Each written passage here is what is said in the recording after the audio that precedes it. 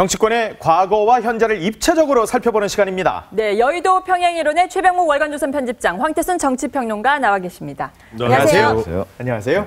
자, 먼저 오늘의 평행이론 주인공 누군지 화면으로 확인해 봅니다. 네. 1997년에 김대중 전 대통령, 2015년에 문재인 대표. 자, 이 두 분을 비교를 해주셨네요. 그렇죠. 지금 문재인 대표와 이제 문재인 대표의 최측근인 노영민 의원의 갑질 논란, 이게 여전히 끊이지 않고 있지 않습니까? 근데 1997년에 보면 김대중 총재, 당시는 총재였군요. 그렇죠. 김대중 새정치국민회의 김대중 총재가 그 동교동계 비서 출신인 이석현 의원. 지금 국회 부의장. 지금 국회 부의장. 그분이 이제 무슨 사건이 있었냐면 무슨 남조선 명함 사건이라고 하는 게 있었는데. 남조선 명함이요? 남조선 명함 사건이라는 게 있었어요. 그게 뭐냐면 그 97년 8월 13일에 LA에서 무슨 교민이 출판 기념회를 해요. 근데 거기에 참석한 이석현 의원이 명함을 사람들한테 돌리는데 그때 그 명함에 한국 그러고 괄호하고 남조선이라고. 지금 남조선 국회의원. 남조선 국회의원 이렇게 돼 있거든요. 근데 남조선이라는 거 뭐 잘 아시지만 북한에서 쓰는 말 아닙니까? 그렇죠. 우리나라를 지칭할 때. 근데 저게 그동안 잘 모르고 있다가 8월 말쯤 해서 저것이 불거집니다. 저 사건이. 그 불거지는데 물론 당시에 지금 국정원의 전신인 안기부가 개입을 하죠. 안기부가 그러니까 그 현장에서 이석현 의원이 저런 걸 본 거예요. 보고 가서 국내 언론에 살짝 흘려서 저게 문제가 됐습니다. 그러고 나니까 김대중 총재가 처음에는 사실은 이거 뭐 본인의 실수인 것 같은데 뭐 그런 걸 가지고 그러냐고 그래서 며칠 그냥 넘어갔어요. 넘어갔는데 갈수록 이게 여론이 악화되니까 이게 도저히 안 되겠다. 그래서 출당을 검토한다는 기사가 계속 나오자 이석현 의원이 자진 탈당 형식으로 해서 탈당을 해버립니다. 본인이 자진 탈당했어요? 그러니까 형식이 그런 거지 사실은 김대중 총재가 그렇겠네요. 잠시 탈당을 하라. 이렇게 얘기를 했기 때문에 탈당한 것으로 보이는데 그래서 아주 단호하게 조치를 취해서 그것이 김대중 총재까지 이 불똥이 튀는 그런 걸 막았다는 거죠. 그런 점에서 지금 현재 노영민 의원 사태에 대해서 뭐 사실관계를 좀 알아보겠다 정도로 미적지근하게 나가고 있는 문재인 대표가 타산지석으로 삼아야 되는 사건이 아니었나 싶습니다. 아니 근데 진짜 문재인 대표랑 좀 많이 비교가 되는 것 같아요. 지금 오히려 그 새정치민주연합 그 내부에서도 사실은 노영민 의원이나 이런 분들에 대해서 감싸기에 급급하는데 그때 당시에는 어땠어요? 97년도에는. 97년도 마침 말씀하신 대로 8월 한 20일경인데요. 그것이 이제 신문에 나왔을 때 그냥 이게 나온 게 아니에요. 그때는 이걸 앞에 잠깐 보셔야 됩니다. 이회창 그 당시에는 이제 신한국당 대통령 후보가 아들의 병역 의혹 문제 때문에 지지도가 추락합니다. 그러다 보니까 신한국당에 비상이 걸려서 어떻게 하든지 김대중 대통령 후보의 발목을 잡으려고 들어요. 제일 쉬운 게 뭐죠?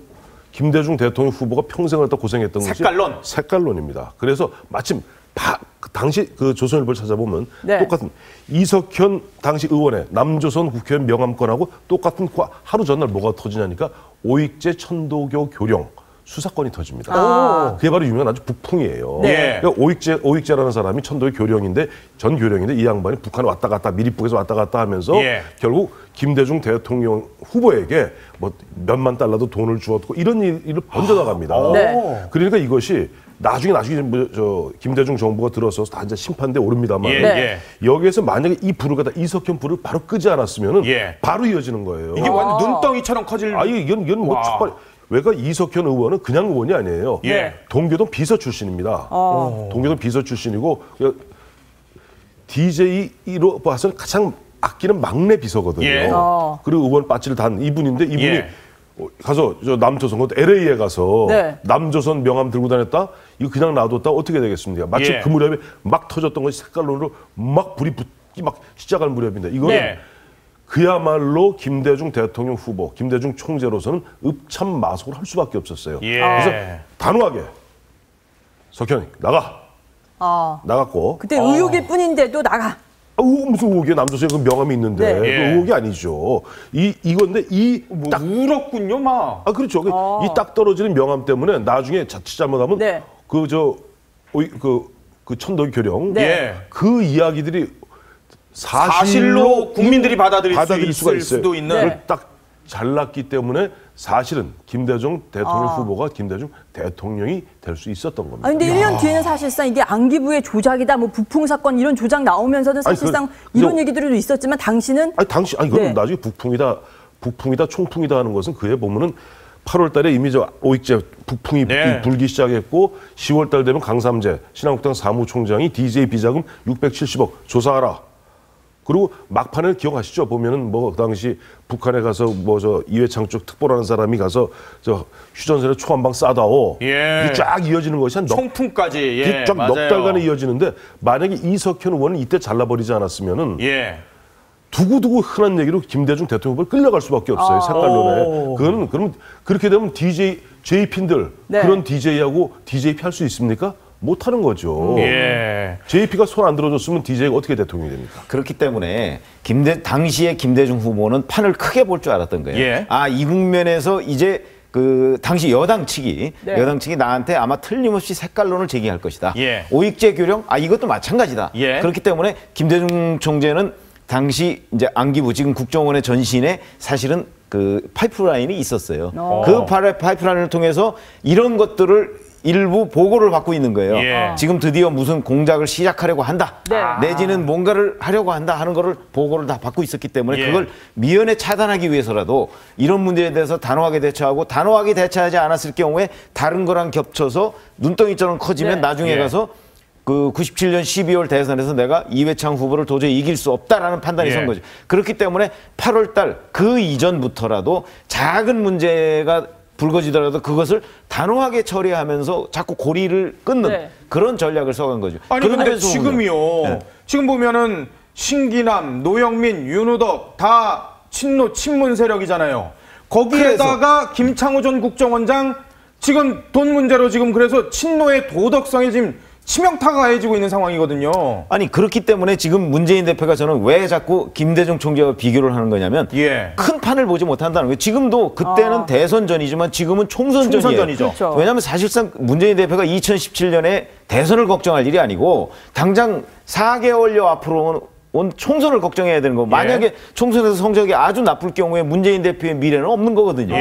그렇기 때문에 총선을 걱정해야 되는데 그렇다면 지금 현재 나온 이런 갑질들, 특히 친노 핵심 세력들이 벌이고 있는 초갑질 내지는 위법 행위들 이런 것들을 단호하게 처단하지 않으면 내년 총선에 굉장히 악영향을 미칠 것이고 당장 노영민 의원 문제만 해도 이게 사실 실정법 위반 논란이 지금 있는 거 아닙니까? 그렇죠. 지금 정인범 변호사가 지금 고발을 했죠. 그렇기 때문에 이런 문제를 이렇게 자르고 넘어가지 않으면 그러면은 총선 때 점점 커져서 결국은 공격을 받고 총선 전체에 악영향을 미칠 수밖에 없다 하는 그런 전체적인 그림을 문재인 대표가 봐야 한다는 것이죠. 그때 남조선 명함 사건 때 그 이석현 의원을 탈당시킨 거 출당 검토를 해가지고 나온 과정이 8일 정도밖에 안 걸렸어요. 딱 8일 걸렸어요. 일주일 만에 끝났어요. 그러니까요. 근데 이번에는 물론 뭐 노영민 의원이 뭐 상임위원장 내려놨겠다고 하겠지만 그것만으로 되느냐 아직도 미적지근하다 이런 얘기가 나오거든요. 비교가 많이 된다. 아직도 뜨뜻미지근하죠. 뜨뜻미지근하고 뭐 예를 들어서 그 안에 이제 윤리심판원 급히 이제 보면 다시 이제 안병 위원장 모셔다가 다시 만들자. 만들자. 어영부영 이 흔한 얘기를 봤을 때 지금 문재인 대표의 가장 큰 맹점이 뭐냐니까 남에게는 가혹하고 그렇죠. 자기 계파 거기에 대해서 너무 온정적이에요. 그래서 안철수 전 대표가 하는 얘기가 세 가지 얘기하지 않습니까? 낡은 진보 청산하라, 부정부패 청산하라, 새로운 인재 영입하자. 낡은 진보를 갖다 뭐라고 규정하고 있습니까? 그것은 온정주의를 얘기하고 개파 온정주의를 얘기하고 있어요. 자, 멀리 볼 거 있습니까? 아까 말씀하셨던 신기남, 윤우덕, 이번에 노영민 세 분 다 보면 을지로위원회 위원이고 을지로위원회가 뭡니까? 을의 가치를 지켜주는, 즉 갑을 할 때 을을 지켜주기 위한 위원회인데 그다 을지로위원이에요. 거기다 사실 문재인 대표 같은 경우 얼마 전에 있었던 한명숙 전 총리 대법원 확정 판결을 했을 때 뭐라고 그랬습니까? 이제는 검찰을 넘어서 법원조차도 정치화되고 있다는 식으로 대법원 판결에 대해서 문제를 제기하고 그다음에 추징금 한 8억 얼마 나오는 8억 8천인가요? 그거 갖다가 모금해서 하자. 이런 식의 온정주의들. 여기도 또 유야무야 시간만 좀 보내고 흔한 얘기 소나기는 좀 피해가자 하는 식으로 가서 노영민 씨 한번 출마 이렇게 어영부영 한번 해보세요. 당장 2012년 당시 한명숙 대표 때 있었던 김용민 파동이 재판될 수 그 있습니다. 막말 파동이요? 그때 김용민 뭐예요? 딱 예. 제가 다시 한번 찾아봤더니 예. 그것도 선거 4.11 총선 거의 일주일 전에 터졌더라고요. 6일 만에 판세가 확 뒤집어진 거예요. 예. 거기서 보면 심지어는 뭐 정봉주 낙검수 등에서 봐라 너 그것도 선거 이틀 앞두고 너 김용민이 네 그만두면 안 된다. 예. 네 차라리 가슴에다가 뭐 새겨놓고 나가서 뭐 거리에서 뛰어라. 한명수 대표 질질 끌려다녔잖아요. 예. 그 결과 보면 다 지어놓은 밥 놓쳤거든요. 예. 이번에도 마찬가지입니다. 이런 식으로 이런 어떻게 보면은 안철수 전 대표가 이야기하는 개파, 친노 온정주의, 예. 친노 패권주의의 가장 극명한 모습으로서 노영민 의원을 갖다 놔두게 된다면 예. 네. 이것은 국민들이 심판, 이번에 4.13 총선에서 예. 국민들이 외면하게 돼요. 그러면은 대권이고 뭐가 없습니다. 예. 총선에서 지고 나면은. 그러니까 이럴 때는 그야말로 육참 골단을 하셔야죠. 문재인 대표. 참 골단이요? 말로만 할 게 아니라 행동으로 옮기시라는 얘기예요. 이런 건 노영민 의원 당장 보면 지금 정인봉 변호사는 그건 새누리당 종로위원장이니까 그렇죠. 그러다 쳐요. 이건 뭐냐 금융감독원에서 검찰에 수사 의뢰한 사건입니다. 금감원에서도요? 금감원에서 오늘 아침 신문 보세요. 금융감독원에서 이것은 문제가 있다. 여신정보법에 그래서 의해서. 예. 그렇죠. 여정법에 의해서 네. 문제 있다 그래갖고 검찰에 수사 의뢰를 한 사건입니다. 노영민 의원 측에서는 피자 가게 피자 배달원이 하는 거랑 비슷한 건데 왜 그러냐고. 그 얘기가 3번만 더 하시면 예. 노영민 의원 아니라 새정치민주연합이 풍비박산납니다. 그래서 그만 말씀하시는 게 좋을 것 같고 예. 이럴 때는 문재인 대표 같으면 과거 DJ가 하셨던 것 마냥 예. 과감하게 출당을 하든지 네. 아니면 노영민 의원을 설득해서라도 의원직을 사퇴하고 불출마 선언을 유도해내야죠. 네. 그 정도의 그게 상황을 바로 보시는 거예요? 참 골단이죠. 아니 근데 문 대표는 이 심각성을 모르나요? 왜 이런 결단을 못 내려요? 아니 그러니까 그 온정주의 때문에 지금 그 눈이 흐려진 거죠. 저는 그렇게 봅니다. 왜 그러냐면 이석현 의원의 사례를 똑같이 보죠. 예. 1997년 8월에 이런 사건이 있었잖아요. 예. 그래서 이제 자진 탈당 형식으로 새정치국민회의를 탈당했거든요. 네. 그래서 국회의원을 무소속으로 있다가 그 다음에 DJ가 집권 하고 나서 그 다음에 이제 다시 복당을 해요. 새정치국민회의를. 그게 이제 1998년 봄이에요. 예. 그리고 총선이 언제 있었죠? 2000년 4월에 있었단 말이에요. 그로부터 한 2년쯤 뒤에 총선이 있었는데 그때까지 재선이었거든요. 예. 그런데 3선에 도전하는 이석현 의원이 지역구에서 낙선을 합니다. 오. 그렇죠. 그 낙선이 누구한테 낙선하냐면 나이 40대인 심재철 의원, 지금 심재철 의원이죠. 예. 그 당시에 이제 심재철 후보한테, 심재철 후보는 처음 도전하는 거예요. 예. 근데 이분한테 거기서 재선을 하고 지역구 그 안양이 굉장히 좋거든요. 그 예. 표밭이. 그럼에도 불구하고 낙선을 합니다. 자, 그럼 이 이석현 의원의 낙선이 뭐 때문이냐? 저는 남조선 국회의원 이 명함 파동이 상당히 영향을 미쳤다고 보는 것이고 예. 그 당시에 2000년에 그 소위 여야가 의석이 역전이 되거든요. 네. 물론 뭐 다 이 탓은 아니겠지만 부분적으로 역할이 있을 것이다. 그런 점에서 보면 지금 문재인 대표가 불과 4개월 앞둔 총선을 앞두고 예. 바로 이 친노 핵심들의 이런 갑질과 위법 행위 이런 거에 대해서 그냥 온정주의로 또 그냥 넘어가면 예. 바로 이석현 의원 같은 그런 결과를 초래할 수도 있고 아까 얘기했지만 바로 2012년에 김용민 파동과 같은 그런 것도 또 생길 수가 있다. 그러니까 총선에 악영향을 미칠 것이 뻔한데 예. 문재인 대표만 그걸 지금 예상을 못하고 계신 것이 아닌가 하는 생각이 듭니다. 아니 근데 노영민 의원은 뭐 현실 실정법 위반이 있다 그래서 지금 계속 거론이 되고 있는데 네. 거론이 안 되는 분이 지금 입 닫고 있는 분이 계세요. 신기남 의원입니다. 그리고 윤후덕 의원도 역시 이전에도 윤리심판원 같지만 이거 2년 넘었으니까 제재 대상이 안 되라고 해서 그냥 엄청 넘어갔는데 문재인 대표 거기에 대해서 얘기도 안 하고 있고 신기남 의원에 대해서도 아무 말씀 안 하고 있어요. 이거 이 상황을 그렇죠. 어떻게 이렇게 봐야 보면 됩니까? 안철수 전 대표를 비롯한 비노 비문 측에서 뭐라고 그러겠어요.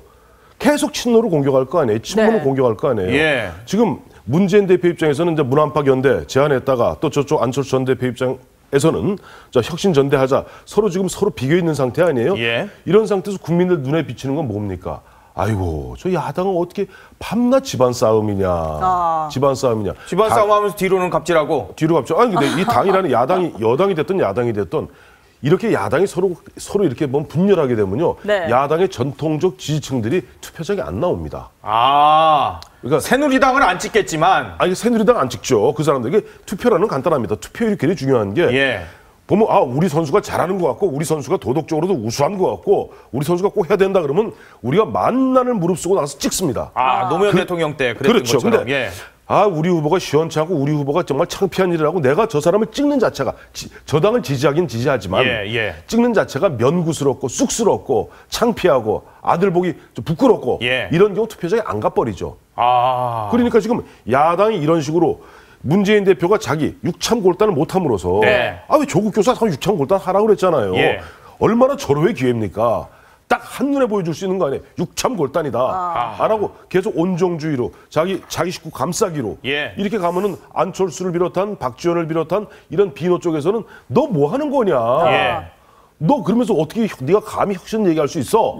그러면 문재인 대표는 당권을 내가 주고 있는데 그러면 계속 싸우면은 저 지지층 입장에서는 에이 나 투표장 안 가 이렇게 되는 거예요. 그러면 결과는 참패고 참패되면은 문재인 대표는 정치적 미래가 어두워지는 겁니다. 육참골단 하세요. 주류와 비주류 간에 막 지금 새 대결이 막 있는 상황에서 본인의 어떻게 보면 병력이 지금 떨어져 나갈 수가 있는 상황이기 때문에 더더욱 더 감싸는 게 아닌가 이런 그렇게 되니까 들어요. 아니 조금 있으면 이제 이른바 20% 컷오프를 할까 탈락을 시킬 거 아닙니까? 그렇죠. 공천에서 그렇게 이제 그게 점수를 계산해서 탈락을 시킨다고 그러는데 그중 상당수가 아마도 친노가 아니라 비노일 거예요. 지금 그렇게 예상이 되고 있지 않습니까? 그 비노들이 누가 거기에 승복을 할 것이며 국민들은 아 그래 저 잘라낼 사람 잘 잘라냈어 이렇게 판단을 하겠습니까? 왜냐하면 국민들이 보기엔 잘라낼 사람들이 윤우덕, 신기남, 노영민 이런 분들이에요. 근데 그런 분들 보나마나 거기에 끼지 않을 거거든요. 이렇게 되면 문재인 대표의 앞으로 당내 장악력은 물론이고 국민들에 대한 설득력도 현저히 떨어지기 때문에 그걸 회복시키는 게 사실은 문재인 대표로서는 총선에 임하는 첫 번째 발걸음이다 이렇게 생각을 합니다. 알겠습니다. 지금까지 최병묵 월간조선 편집장, 황태순 정치평론가와 함께한 여의도 평행 이론 시간이었습니다. 감사합니다. 감사합니다.